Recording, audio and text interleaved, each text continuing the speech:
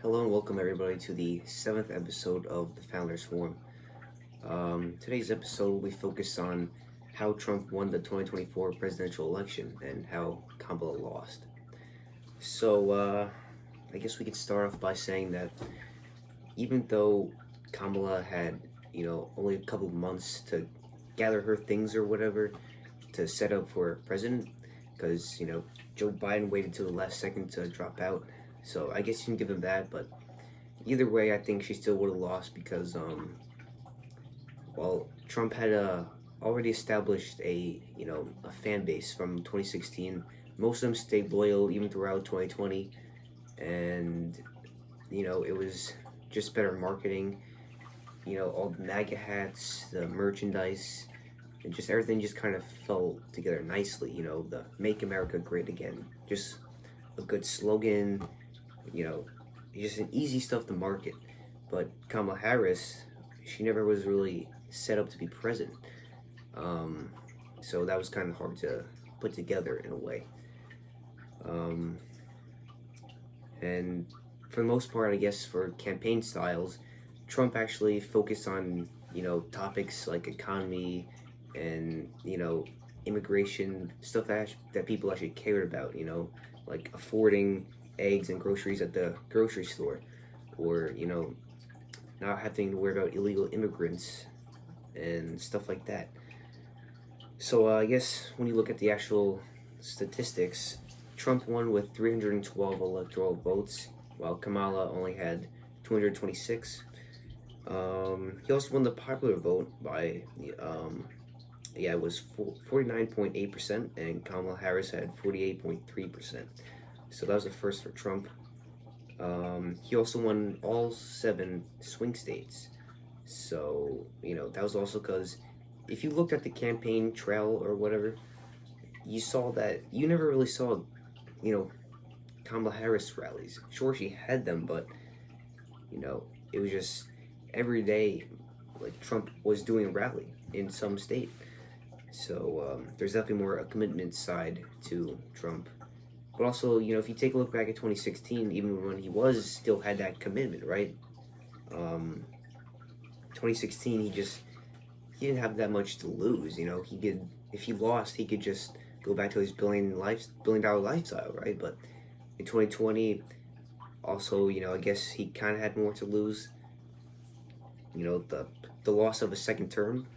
But in 2024, he had the loss of only not only going to jail, but being a loser 2 times in a row. But I guess there was more of the legal problems, right? I don't think he cared about losing that much, compared to going to jail or having to pay a fine or whatever. So, there's that. And yeah, his campaign strategy really focused on immigration, border security, economic performance. He didn't need. He got down to the brass tacks, if you want to say. He didn't have to hire celebrities and famous people to do all the work for him or whatever. To twerk on stage like the Stallion did or whatever. And if you looked at Kamala's campaign, it was just fake. You could tell it was all fake. Calling in voters, that was fake. Going to people's houses and surprising them, obviously that was fake, right? But Trump, it was direct, it was real, pure. Whatever you want to say, I guess. But you could just tell there's a more, like, it was just more real.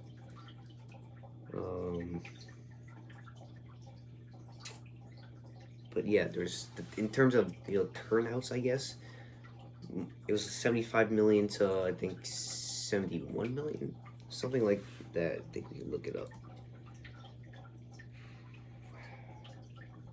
Yeah, it was something like that. So, the Trump campaign definitely had longer to set things up. I guess that's just Kamala Harris is never really set up to be president in a way. She's not fit for that.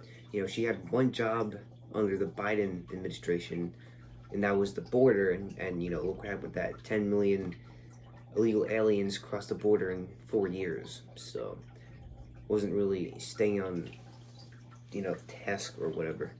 So if she can't handle one task, how is she gonna run a country? You know, and she can't put a sentence together. She's just laughing all the time. She, you know, like she refused to do interviews in fear of, you know, being proven wrong or asking a hard question, right?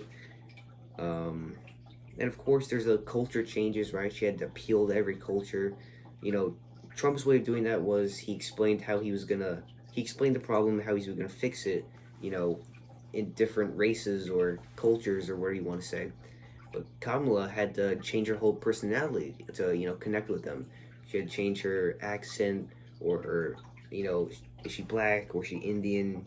She just likes to change it up all the time. And you could see in the videos too. There's her, you know, preaching in, you know, that sort of voice. She's talking black. She's talking Indian, or she's country. Trump just kept it real and kept it, you know, his way. Didn't have to change. And that's why he won, because he was more real. And another one is that she didn't really change her policies. She said, she was asked in an interview, how would you do it differently than Biden did? And her answer was, she wouldn't change a thing. She would just keep it all the same. And, you know, that's probably the main reason why she lost, because people, you know, saw the state of the country in the last 4 years, and if that was going to stay the same, then why would we vote for her? If things are just going to stay the same, if inflation is just going to keep going up, the economy is down, immigrants are just flooding in, you know, crime's at an all-time high, if that's all just going to stay the same, then why would we vote for her, right? Trump, even though, you know, wasn't, you know, an outsider anymore, this is, you know, 8 years in politics now, but, you know, we knew that this was something new compared to, you know, Kamala Harris, I guess. Or you could say that people didn't vote for her because she's black or she's a woman. But I don't think that really played a role into it. Her character, she just wasn't meant to be present to run a country like that, you know. And as far as, I guess, we can go into the vice president election too, worst part. I mean, Tim Walz, I mean, you know, they call him Goofy Tim Walz for a reason, because the guy's just doing, you know, throwing his hands up on stage, flipping around, can't even hold his character or act professional on stage. He's apparently friends with school shooters that he, you know, admitted himself, by the way. He's a joke. He's a clown, you know. He's not something that is fit for a president role, you know. And you could see it in both debates with Biden. You know, his debate was actually, you know, horrible, right? Even the Democrats said it too. So it's not just our side claiming victory or whatever. Everybody knew that, you know, his debate against Trump kind of sucked. And I guess against, you know, Kamala, he struggled a little more, right? People were a little unsure about the dogs getting eaten, but I'd still say he won, but he struggled more. And with the vice president debate, I mean, Tim Walz has no idea what he's doing. You know, he was not fit for president or for vice president, and J.D. Vance was just a much better role. And, you know, I will say, in 2028, if, you know, he is elected the Republican nominee, I will hands down 100% vote for him, because, yeah, will he be as extreme as Trump? No, but he can still rule, like, for the most part, what we want, right? And so, yeah, I guess that's really it. You know, Trump just had a more direct, a more real, efficient, and just, I guess you can say, an easier election to, you know, win. He definitely had more on the line, so he's definitely going to try harder. Kamala Harris, let's hope she doesn't, run again in 2028. And if she does, let's hope even more that she doesn't win, because that would suck. But I guess we also look at just, the Republican Party itself. When you say that you're a Republican, people automatically tie you with Trump, right? Or that you're MAGA.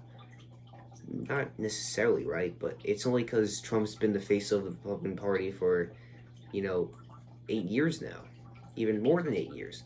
But I guess once we get some new faces in, then it'll sort of change. But honestly, the 2028 election, really, I don't know, it's not set up for either sides.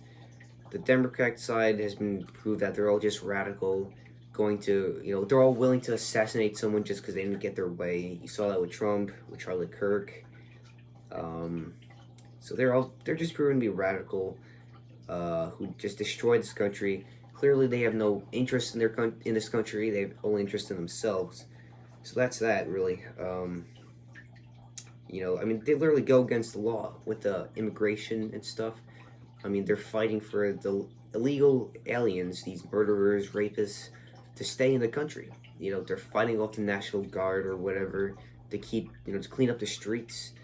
It's, just doesn't make sense, because if you want to help the country, you should be helping the people who are helping the country.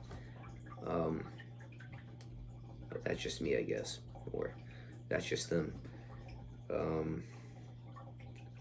But yeah, now the sides are set up because then the Republican Party, everybody just links that with Trump, right? So really, a lot of the voters switched up on Trump. Everybody's coming out saying they regret voting for him. It just, I don't know, it's hard for the Democratic side because they've been proven to be too radical and too interested in their own self-interest, and it's hard for the Republican side because they're too associated with Trump.